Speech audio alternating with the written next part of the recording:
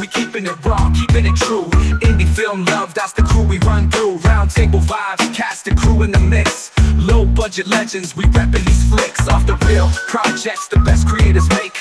Real talk cinema. Yes, welcome back. Nerdly presents episode 2 of Off the Reel podcast, and we are doing a cast and crew roundtable with, well, mostly crew roundtable of Time Travel is Dangerous, a fantastic little film that I reviewed over on the website, nerdly.co.uk. Go over and check out that review.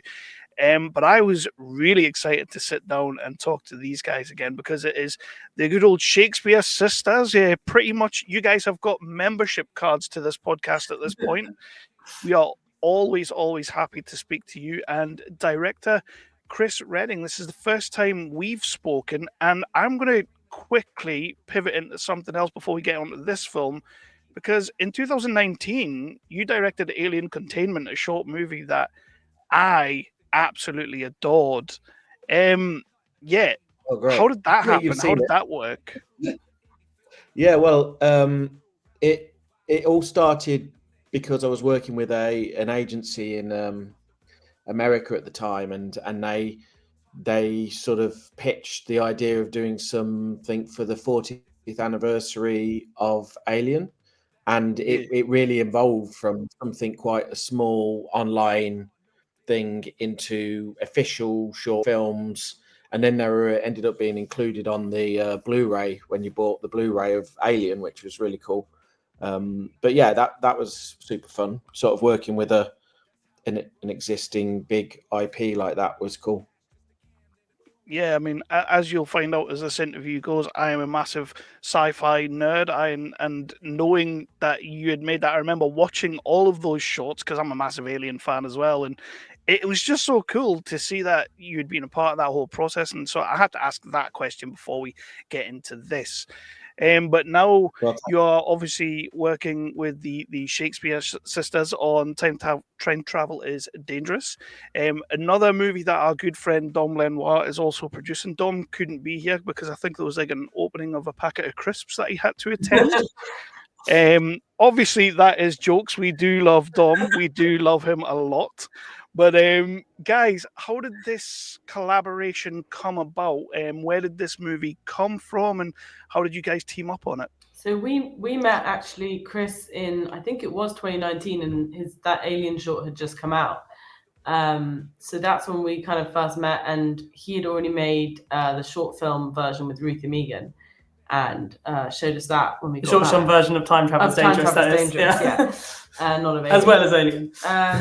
So yeah, and then we kind of got involved in developing it into a feature, writing and producing with Chris, and and I mean, I guess what really originally came from is the fact that Ruth and Megan are real people.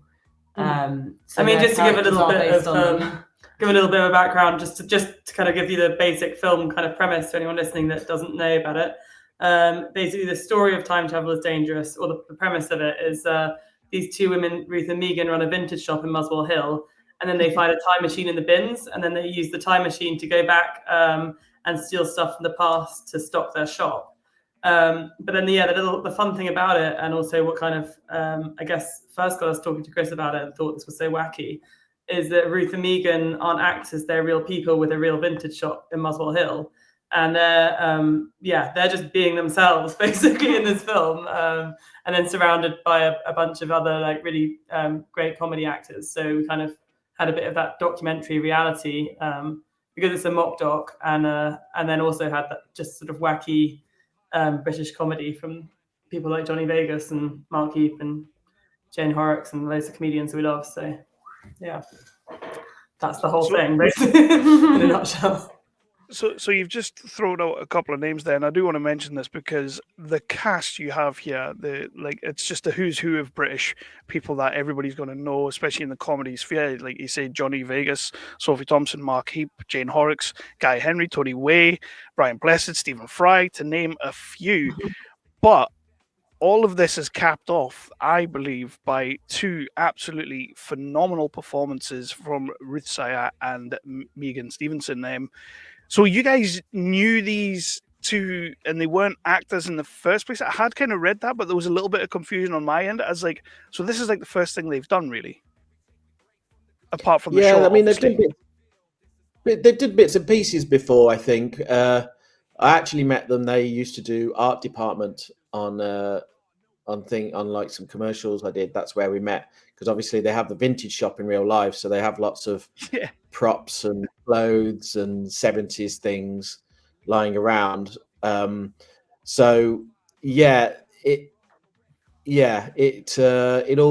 all kind of grew from there, really, and it just became. I mean, as you say, it's a small project which got out of hand. Yeah, near the end, we kind of we're just adding more and more casts, and we were like, this has gotten out of control. But it was really fun. But how is that? Of course, because Anna and Hilary, as you guys know, I've spoken to you before for Soundtrack 16 and Much Ado, and there's always been like a little bit of a progression in what you guys are doing, obviously. But this seems like a massive step up again, which is always amazing to see. But how does it feel knowing that people like that, actors and actresses like that, want to jump onto this project, they believe in it, and they want to jump on, and away you go?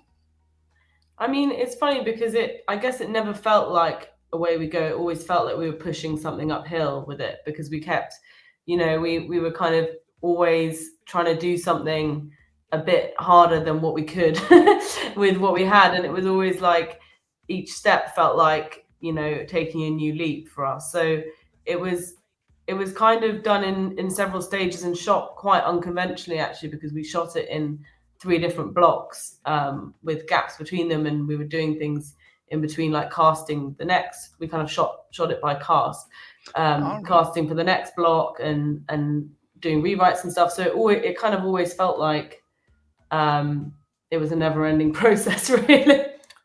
But when I think back, I actually think it's kind of, I give credit to the Shakespeare Sisters in the sense of like, there was nothing we didn't try and do, which was like in the script, production wise, like, because we thought it'd be too complicated, or like with that actor we shouldn't approach. We kind of got pretty much everything we set out to get, and we didn't not do any idea like visually or in the story, because it was too out there. We kind of, I don't think we cut anything big, did we? Yeah, not for budget reasons or anything like that. I think even though our budget never changed, we just found like weird and more crazy ways of achieving stuff, I guess, with what we had. So yeah, we got more creative towards the end. Yeah, I think that also when you're writing and producing, you kind of do have to separate the two, because when we were writing, we didn't think about how difficult it was going to be. And then when you're producing, you have to think like, I can't go back in the script and change this to make it easier. So it's kind of, it was really like 2 separate roles there. I mean, you could have, and we might have had an easier time.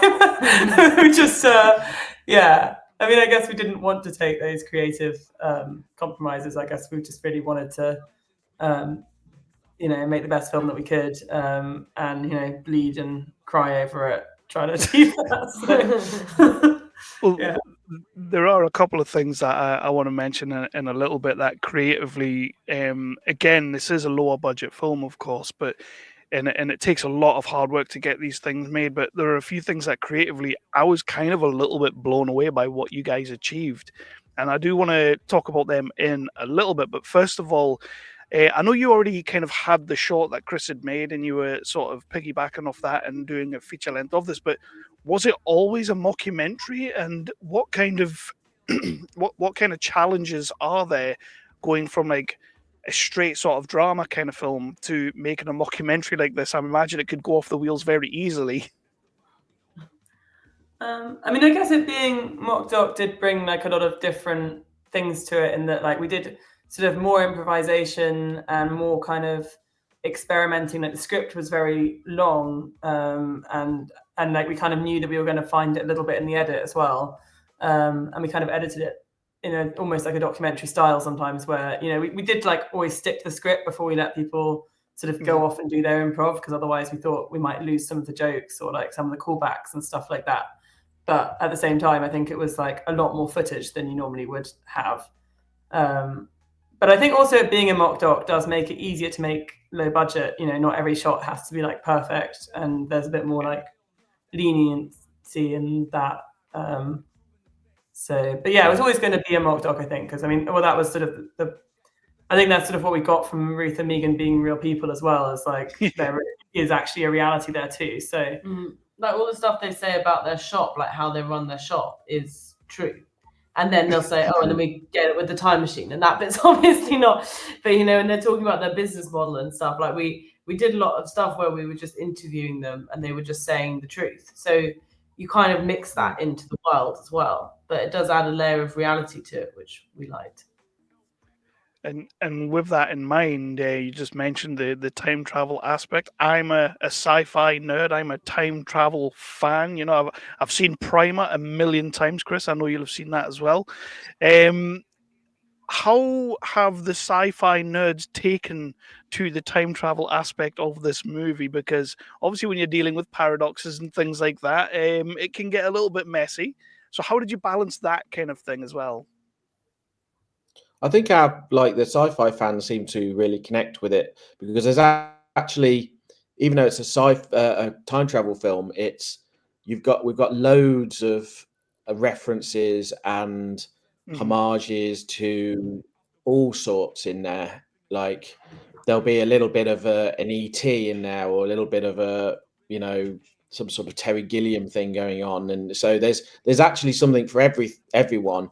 And the time travel side of things, we didn't get too hung up on like paradoxes, because I think in our world, anything they do in the past is already catered for in the present. So we don't have any like pictures fading out like in Back to the Future or anything like that. I never really liked those ideas anyway, because it's like you would be in a different dimension at that point anyway.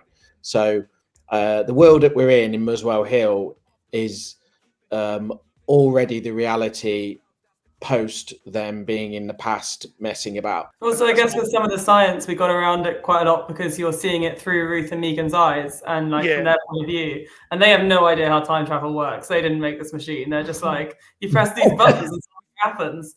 So that's sort of almost like that's like the perspective you're coming at from with an audience as well. You're like, we don't know. We are barraging the audience with loads of like inventions and different types of science, and there's plenty of different types of sci-fi in it and ways that things might work. And I don't think we've got anything too magical in there, but there are we have like some weird creatures and things as well. Like it's got something for everybody. I think it is one of the things that I loved about time travel is dangerous. It's like when I watch films like this, I'm instantly sort of like, okay, we're doing a mockumentary, which is brilliant. We're doing the British thing, which is absolutely brilliant. We're also doing time travel, so I'm going to get stuck in the weeds on this. So I'm going to like really, but then like instantly you're kind of like shown that actually don't get bogged down on it. Just let it flow, let it ride, because you know about as much as these guys know. And I love the way you wrote that. It was a big part of the charm to the movie. And you on about the inventions, and you've got like the science club, the paranormal science club, which I absolutely just thought they were amazing. Whole cast of fantastic characters in there. How did scenes like this play out though, when you've got that many like fantastic comedic actors sort of going against each other? You said there was a little bit of improv. Was everybody really like catering towards each other and just sort of get the best out of the scene? We had people coming at it from all different backgrounds. We had traditional actors, we had comedy actors, we had people like Johnny Vegas that started in stand-up. So, you know, we had some really experienced actors like Sophie Thompson, who may not, you know, would admit herself that she's not a great improviser, but actually being around and in that sort of ensemble and people are trying things out, I think it allowed that. But we did go into the shoot with a pretty tight script. Our shooting script was long, but we were always approaching it, even though it's a sci-fi, but we were approaching it from, you know, a comedy script angle always. So like we always made sure that all the gags landed, and it can be quite difficult when you've got this quite diverse group of actors from different backgrounds and experiences. They all have a different idea of what funny is. So, and actually, I think they all performed really well, and I think they do make a really like heartwarming group as that humble cast. Yeah, it's kind of like an oddball assortment, and it does feel like, I mean, I guess it kind of feels like what it is, that club is like, all these people who kind of almost shouldn't fit together and then do. But yeah, I think some of them, like Guy definitely was coming off the back of doing many seasons of Holby City, and he was saying that he really enjoyed like doing comedy and improv, and was quite like surprised by some of the things that Chris would throw at him. So yeah, I think he got quite into it. And I think also like having so many different sort of people contributing jokes and stuff. Like, I mean, for a start, like me, Anna, and Chris will have like, or especially like me and Anna and Chris have slightly different senses of humor sometimes, and also like Ruth and Megan and some of the actors throwing in their improv. I feel like you end up with quite a variety of types of joke as well. So I sometimes noticed in the cinema, like they're the sort of people that laugh at like one set of jokes, and like another set that kind of gets a slightly different audience, so I think that was something that kind of, it's fun having different people contribute, because you kind of got a range there. So with that in mind, is there anything you guys can think of on the day on set that maybe wasn't in the script, maybe wasn't planned, that happened, and you were like, that's making the final cut? Was there any sort of like moments that you just got surprised by and thought, that's brilliant, that's staying? Well, we set up a set for Johnny Vegas to sort of have fun in, which is his house, and it's got lots of memories from his character's past as a TV presenter. So there's lots of memorabilia, and then he's got lots of his own scribblings on the wall as well. So there's a little bit of improv there, which you set him up with props, and actually there's a few times in the film where he is saying something really cool, and I think would be probably improv. He's the sort of guy where you can sort of just give him some physical objects to work with, or the characters or the other actors that he's with, and he kind of just goes off. Yeah, and it was quite cool actually watching him, seeing how his brain worked, because he would look around the room and look at the props and then be like, okay, I got another one, and just like you can see it actually in real time coming up with something really funny in about 5 seconds, and it was like quite cool. On the flip side to that, was there anything that you really wanted that, just maybe for time, or maybe just it wasn't working? Was there anything you were really like sort of, they say you have to kill your darling sometime. Was there any sort of moment that you had in there that you really wanted but just had to end up on the cutting room floor? I don't think there was any darlings killed, but there was like a ton of like small little half ideas which we thought would be fun. We purchased a whole like airliner set which we ended up not using, like some seats and a bit of wall for another scene. It just wasn't working in sort of the flow of storytelling. There's so many gags you can have at the end of the film to pay things off before it is like actually detracting from like the emotional payoff of the film. So they more or less would be like these sort of setup and payoff like gags, and it's like we've got so many in the film. You'll see it's quite dense for that. The script is. We just we couldn't do them all. It's and quite keep it to 99 minutes.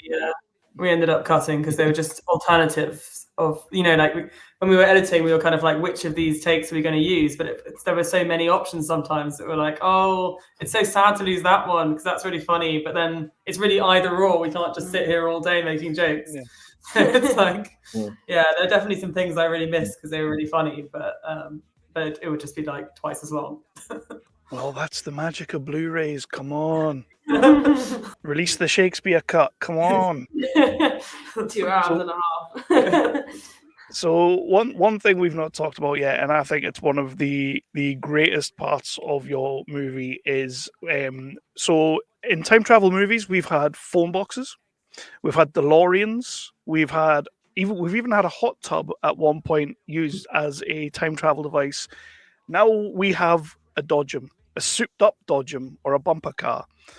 Was this part of the short as well, or where did this time travel device come from? Because I absolutely loved it. And how did you guys go about making it look, I don't want to say crappy, but clunky and charming and all that kind of thing, but also making it look pretty damn cool as well? How did you guys go about making this prop? Well, the dodgem came from a theme park near where is it, near Newcastle, which was selling them for £100. I think they had like 20 I could have bought, but I was limited on the weight that would go into a truck, because they probably weigh like half a ton, like a dodgem. So step one was removing all the really heavy stuff off it, and then the step two was like, we worked over quite a long time making it look realistic for the world. Bear in mind, it's like a time machine made in someone's shed in Muswell Hill. And yeah, I think it works. We never had that for the short. In the short, we found some like van seats in the street, like someone had left. I think we used them for the short and then just returned them back to where we found them. Like, what kind of responses have you had from the time machine? Has anybody been to see the movie and then they've kind of been like, I want one of these dodgems? We brought the dodgem along to our gala and had sit in it and take photos in it and stuff. And kind of funny about that is like during the shoot, it was like rigged up and like all the lights were quite like almost a bit unsafe. Like if you left it on for too long, they'd start smoking. And then Chris was like, if we're going to bring this to the gala and let like the public sit in it, we need to make it safe. And then he replaced all the lights with LEDs. And we were like, wow, imagine if we'd had this for the shoot, that would have been much easier. It's just, it's like now it's much more working time machine than it was before we had it. Yeah. That's amazing. That's amazing. And a couple other highlights. And again, talking about the creativity that you guys had that just knocked this film up to 11 for me. The educational videos you've already kind of mentioned about Johnny Vegas doing the educational videos. I loved them. But also the animation. We've not really talked about when they go into the Unreason yet, and I will in a second. But the animation that you have that explains the rules to the game, I absolutely loved these animations. It was like proper kind of Hitchhiker's Guide, and of course, I mean, I'll go there because obviously Stephen Fry's doing the narration for it, but it kind of reminded me of all that kind of thing. And how did you put scenes like that together, the animation, when you're dealing with a budget like this? Do you just know some people that can talented bring this together, or? I think I did that one. It's just an After Effect, you know. Oh wow. We were quite lucky. Well, the time we spent in the post, because there was a ton of like VFX being done at the brewery. They're a VFX house in Leicester Square, so they were doing like all the complicated 3D VFX, but that was taking a while to do. So actually, I had time to take some of the scenes, like the hologram scene, and there's an animation and things like that. So we also had help from some of the people, talented people, After Effects and animators and motion graphics people. So there was like a bit of a group project going on, and but we, our main commodity in post was like time, so we used that. And again, I would quickly mention about the narration there from Stephen Fry. I mean, an absolute British legend. How did you go about getting him onto this, and what was it like working with him to make sure that, I mean, I don't suppose he takes that much direction because he's an awesome guy anyway, but like, how do you work with him to make sure you get the right tone for what you're going for with the movie for the narration? I think he just got it. He's a pro, really. We were just like, he did send, I think, quite a lot of references as well, and bits and bobs like that. But I do remember when the file, like when we had it on the hard drive, and we were like, "Oh my god, we have the file!" And I was just like copying it to loads of different places. I was like, I can't believe that this exists, and as long as I don't delete it somehow, we have this. And it just felt like yeah. Yeah, it was cool. I guess also because he was one of the last pieces of the puzzle, but we already had the whole film by the time we approached him. So, All right. So we could kind of send it to his agent and be like, this is sort of the last piece. So, he could watch the film and understand what it was before he even started. So it's kind of like, kind of. Then, and we actually, interesting tidbit, we changed the title of the film as well because, and we recorded 2 versions, so we already had his him doing it as Time Travel is Dangerous, and it was already in one of the explanations he says, I think, anyway. But it used to be called The Unreason, and then because that was the name of the short, so we just sort of kept that on, and then did a bit of a rebrand near the end. But then because Time Travel is Dangerous used to be the tagline, everything was kind of set up for that anyways. So, which actually came off a joke because Chris's first film had this logline "Space is Dangerous," which we thought was like really naff, and we always used to joke, "Oh, we should continue it and use this tagline: Time Travel is Dangerous." So naff. And then, but because it's a comedy, we were like, "Oh, actually, you know what? That's got a bit of a ring to it." And then we talked to some salespeople, like they're like, "You have to have the words time travel in the title." So then we were like, this gets said like all throughout the film and it's like a stupid joke. So we were like, why don't we just make that stupid joke the title? Yeah, because I remember when I spoke to you guys about Much Ado, you told me, you alluded to this time travel movie that you were making called The Unreason, and then Dom kind of like pushed the EPK across for this movie, and I was kind of like, time travel is dangerous. This isn't the one they were on about. Where did the Unreason go? And then, of course, you watch it and you end up in the Unreason at one point. So quickly on that, you mentioned Terry Gilliam a little bit earlier, and this for me was one of the most Gilliam-esque moments of the movie. Like it plays like something that you would see him make, and also we've got countless amazing actors in this scene as well. How did creating the Unreason, how did that come about? Because it's quite a gnarly, out there kind of big set piece of the movie. So how did you guys go about getting that together, and what were the inspirations? It was kind of a mix between what we could achieve with the resource we had, but also we wanted quite a high concept way of doing things for this final reel, final section of the film, act of the film. So we took inspiration a lot from obviously the Terry Gilliam worlds, and we shot this block separately in a studio. So where we're using a lot of locations, a lot of real places in Muswell Hill, Highgate, Crouch End, for the most part in the film. This where Ruth gets sucked into the Unreason. This is like an entirely like conceptual world in a studio on a cove in a it's like a foggy purple world. We were going to go a lot more.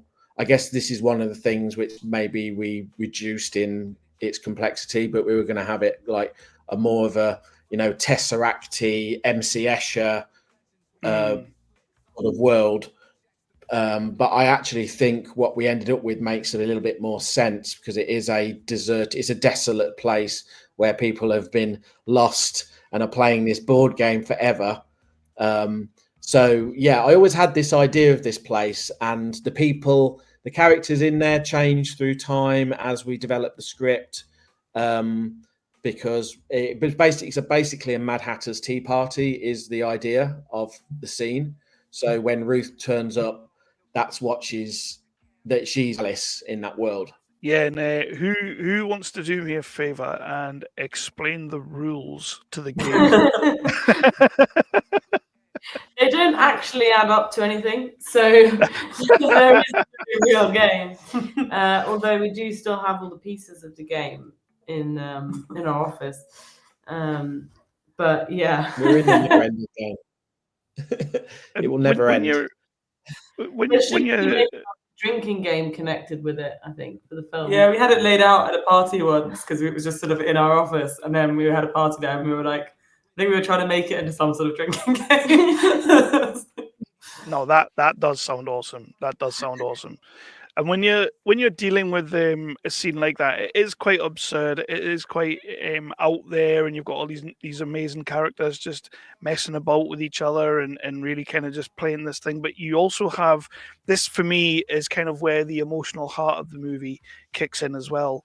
When you're kind of dealing with balancing that tone of the absurd with the emotional, how did you go about making sure you got that right? Because I feel like one step either way and you've gone too far either way, if you know what I mean. So how important was it for that collaboration to get that moment? Yeah, I think that I think Ruth at and the end, Megan. you go. You go. You got a better answer. I was just gonna say, yeah, Ruth and Megan, like their kind of makeup scene.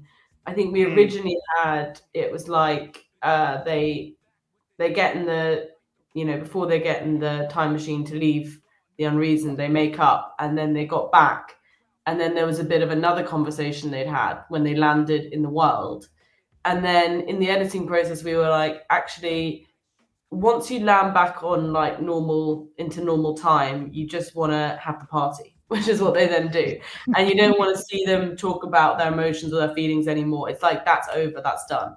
So I think that was something we found a bit in the edit, was like you need to move on as soon as you hit back to Earth.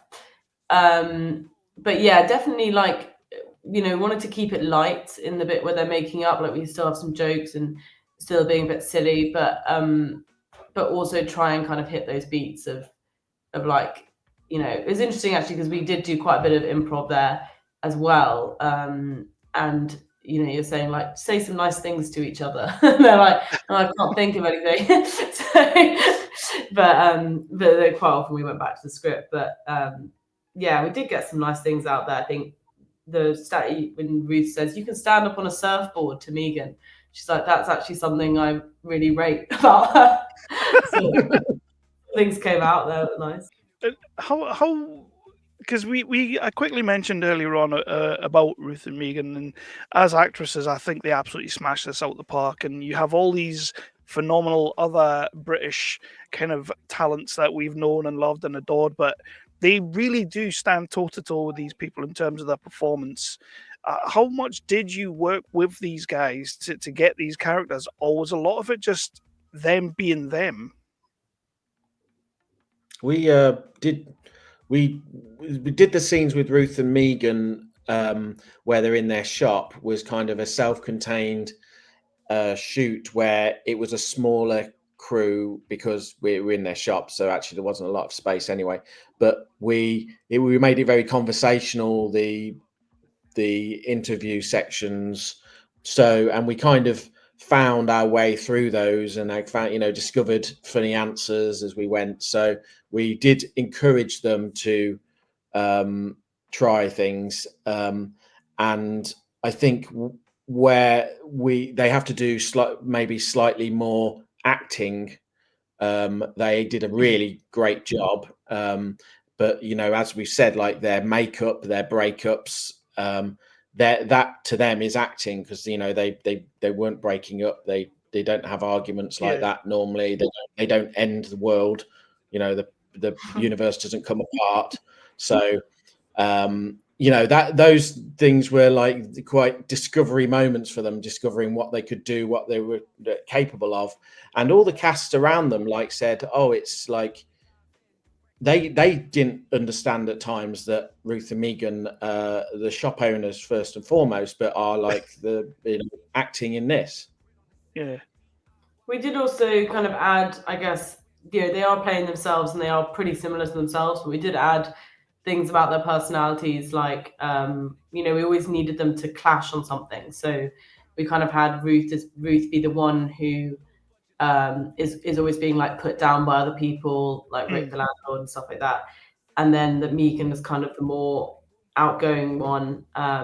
So we kind of drew out these elements that we kind of put onto their personality. I mean, the kind of like the flaws, that kind of the character development of Ruth, I feel like we tried to invent some kind of like flaws that could then be sort of explored, that weren't really like trying to dissect Ruth's real character. Yeah. So more like, being like shy and being stuff like that. We just thought like would be good for a character that then has to do all these other things. But yeah, it's funny because sometimes they would say stuff like, well, I wouldn't say that. And we'd be like, no, the character of Ruth or Megan has to say this. So the film's done, and we're all extremely proud of it. I mean, I talk like I was part of it. I wasn't. You guys were all part of it. And it's getting shown in cinema screens. You've been doing Q&As all over the place. It's been fantastic to see. You hit a couple of film festivals as well. That's been fantastic to see. When it's up there on the big screen, a question that I always like to ask is, directors, writers, producers, anybody close to the project can tell me everything that's wrong with the movie when it's up on the big screen. That can tell me all the flaws that it has, a boom mic that accidentally fell in, bit of sound that doesn't quite go right. But I like to spin that onto a little bit more of a positive. And when you do see this movie up on the big screen, we've already talked about moments that you liked and whatnot, but what's the moment that you see up there that you are the most proud of when you see it up on the big screen? That might have been a ball ache that day to get the shot, but you know what? It looks awesome. What's your proudest thing of this movie? You want to go first? Well, I haven't got one specifically, but I will say with like when you get a laugh, I think that's what feels really good. And there's, I'd say, a first joke for me that I'm waiting on the laugh for, and I'm like, if we get it, I mean, I'm obviously not in every screen or whatever, but when I do go pop my head in, I'm like, if we get a laugh at the cat joke, I usually feel like we're in a good place. So I'd say that's the bit where I'm sort of like holding out for in the first 5 minutes, which is Ruth and Megan trying to take a cat back from the past to the present, which doesn't go well. I really enjoy all the music. I think all of us we like try, if we're in the cinema sometimes, well, we usually like hang out in the lobby, but sometimes we pop our heads in for the bit where the van takes off, because The Only Way Is Up, it's like the song's playing and we'll have a little dance. That's what I think that's the way that Chris was always like looking to when we were in times of difficulty in the edit, or like struggling with something. He'd say like, you know what, in a year, whatever, we're all going to be in the cinema dancing to Only Way Is Up at the back of the cinema at the premiere. So that was so we do that. what we held out for, when we do it. And sometimes I see people in the audience dancing too, and I'm like, they didn't even know they were supposed to dance. So that's pretty good. And my favorites are like music based as well. Like I liked the that song, and I also like the Busted one at the end. That's also really good. The credits one. I would say the credits are one of your favorite bits, but I also feel like when that song comes in at the end, I'm like, I do feel really happy. I mean, Busted makes everyone feel happy. And with that obviously being shown up on the screens, is there any feedback you've been given from audience members who've been to see it, or when you've been having your Q&As, anything you've heard that has made you think, you know what, filmmaking's hard, but this is why we do it? We've had some really good feedback when we've shown it in festivals. We've shown it in Europe. We've shown it in a few places around America. Everyone seems to take different things from it. People seem to connect with one particular joke, and it is always surprising what is popular in different places. And I do think we've been to some very sci-fi based festivals, and people have liked it, and we've been to like more broader festivals, and the audience has still been positive and really connected to the story and the heartwarming story in the center of it. So I think that's quite good when we get asked questions about that, and people show that they connected with that. And my favorite audiences, I think, really are the nerdy ones, like when we were at Boston Sci-Fi or like Fright Fest, and because then those guys just really get into it, they're the ones that dance. Yeah. And then we've always brought some merch, and everyone like comes up at the end and is like, oh, I really want some. Like, they actually really care, and it's just that feels really nice to for people to be that enthusiastic. And we do look at like the letterbox. Hilary's been mobbed by merch.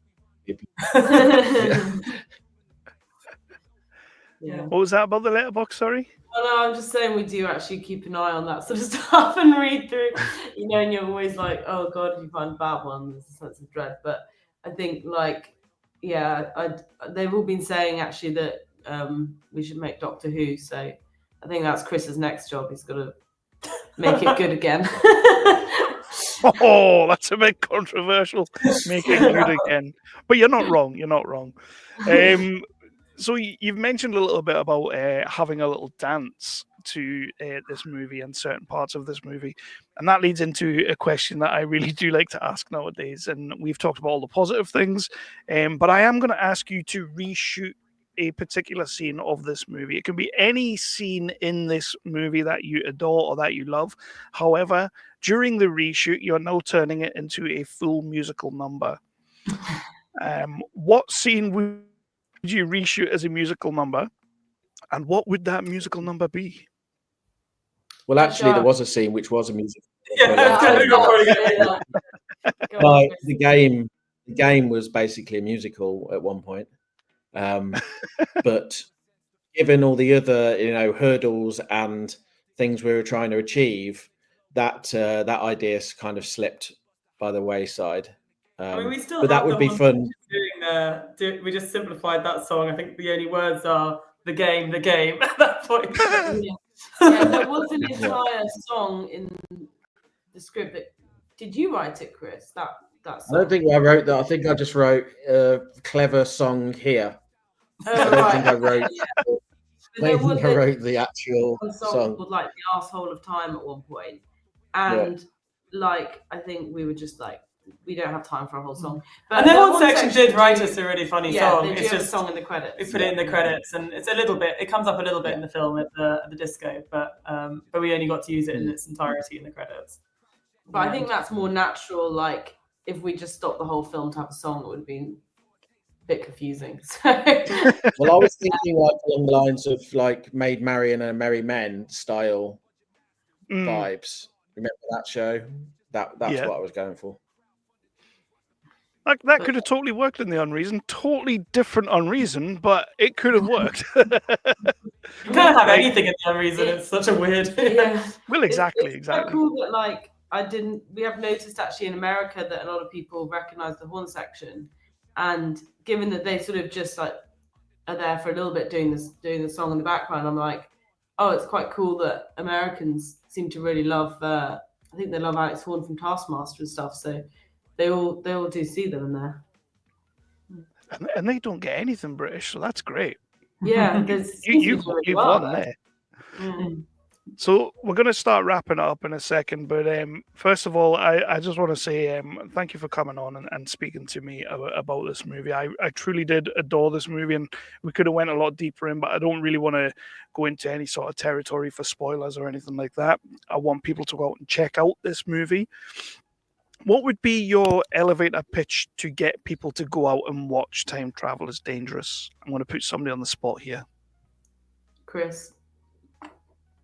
Well, we had this. We were described in The Guardian as, what was it? I can't even remember what it was.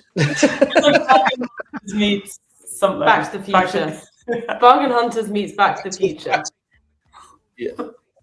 Bargain Hunt. Yeah, that meets Back to the Future. Yeah. I've never seen Bargain Hunt, obviously. So.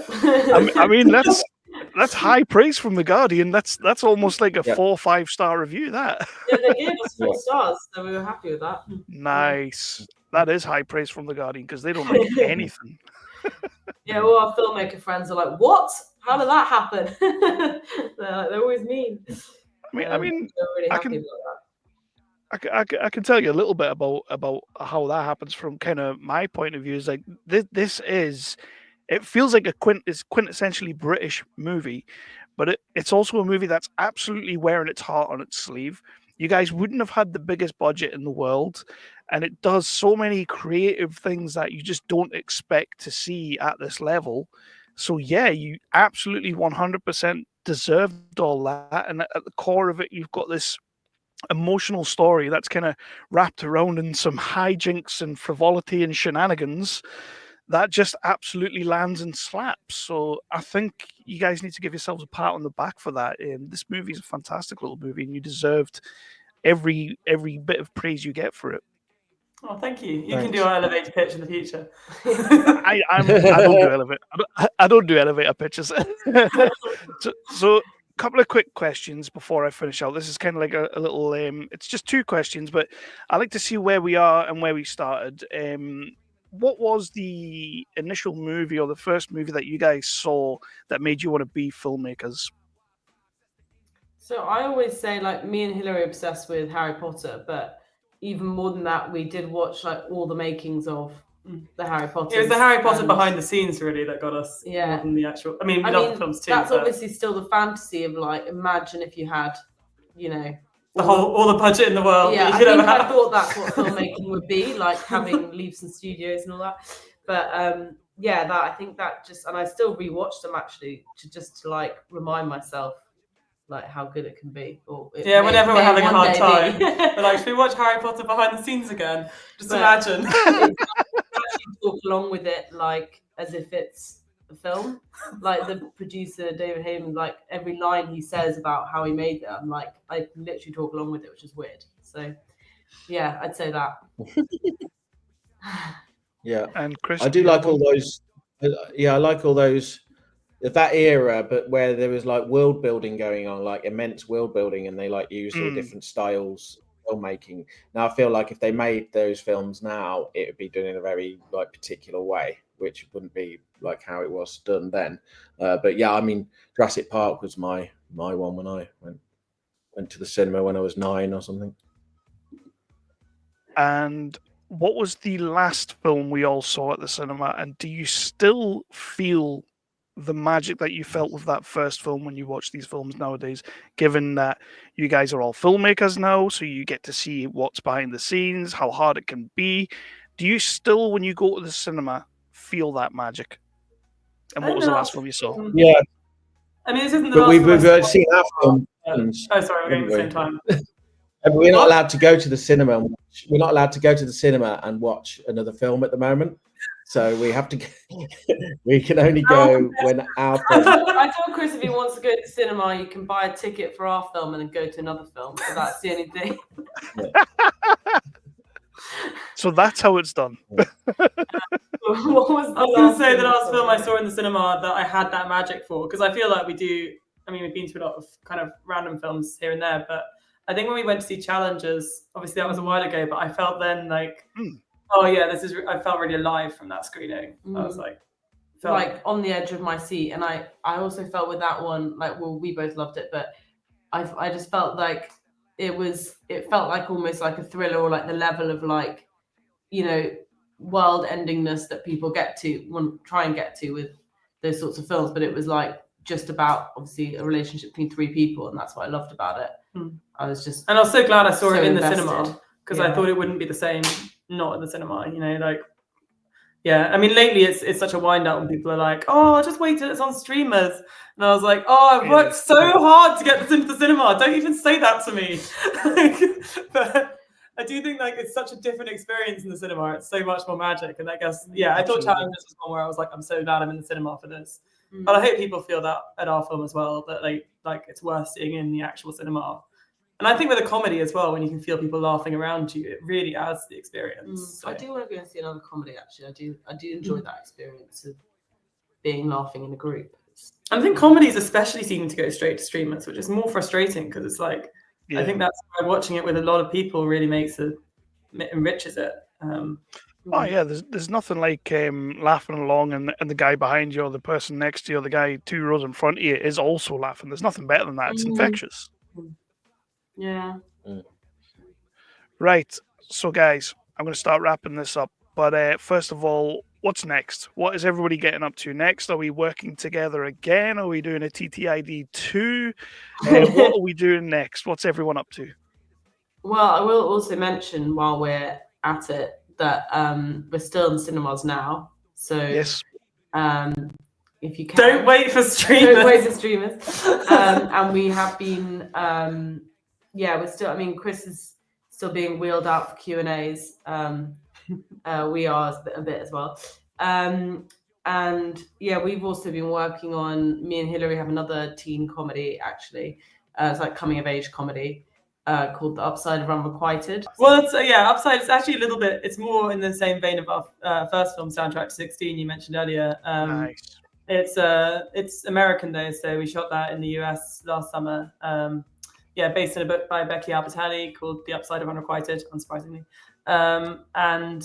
So she did also the book behind Love, Simon. So it's a little bit similar to that film, if anyone's seen that. But it's about a sister relationship, which we thought was really sweet in the book, and kind of made the main focus still on the film, which is it is like, teen romance and stuff like that, but at the core of it, it's about two sisters, and when you hit sort of almost adulthood and going into sort of 18 and realizing that that's not necessarily going to be the closest person to you anymore, your sibling, and struggling with that, and but also it is still a comedy, so a lot of light elements too, but we definitely sort of identify with the story, so it was sweet. Yeah.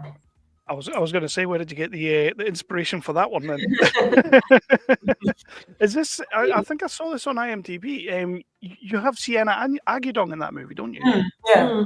She is sensational. She is absolutely sensational. Yeah, she's great really to work with as well. She was very just on it all the time. Sometimes with young actors, it's like they do want to talk or mess around, but I feel like she could pick her name out. If you whispered Sienna, she'd be like, yes. And I was always like, I love you. And cast are all really good on that film.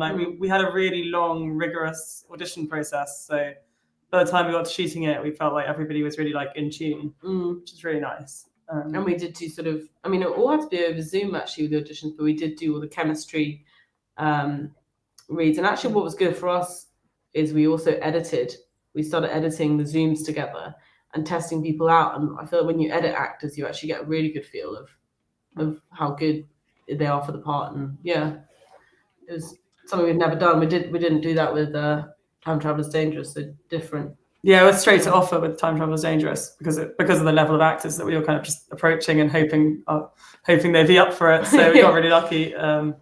But yeah, it's very different. It's an entirely different type of. It's almost like the opposite in every way. Yeah. To Time Traveler's Dangerous. American. Yeah. American teen. Yeah. But again, as I said, I've had you on to the podcast a couple of times now, and again, it's so fantastic to see the leveling up that you guys keep doing and you keep bringing to the game. So pat yourselves on the back for that one, definitely, because this sounds like it's going to be another big step up. And Chris, what are we working on next? Well, very early stages on a couple of sci-fi things, a comedy thing and a sci-fi thing actually. But yeah, too early to say really. It's this film's still taking up a lot of my time. With it being in cinemas, that requires a lot of time and marketing time as well. I feel like a lot of people keep asking us, is there going to be a Time Traveler's Dangerous TV show? So I feel like that could be something Chris could explore. To replace Doctor Who. We'll not bother doing Doctor Who, we'll just replace Doctor Who. It is best. It's a hell of a lot better. I mean, without sounding too facetious here, it's not a high bar, Chris. However, you have definitely surpassed that bar. That sounds terrible. I shouldn't say that. Guys... So there's no Doctor Who fans here, shots fired. I absolutely love your movie, as I've already expressed. I've already told you, and I think if you read my review, you'll have seen that as well. Thank you. I really want people to go out, as the guys are saying right now.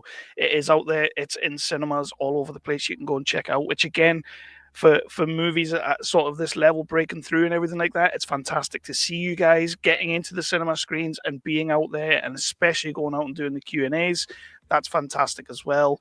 Thank you so much for jumping on and doing this with me today and shooting the breeze about your movie. It's always fun to talk with you guys, and I've really enjoyed this. It's nice to get some insight into the movie. Thank you for having us. Thanks for having us Well, back. thanks for having us. Thank you.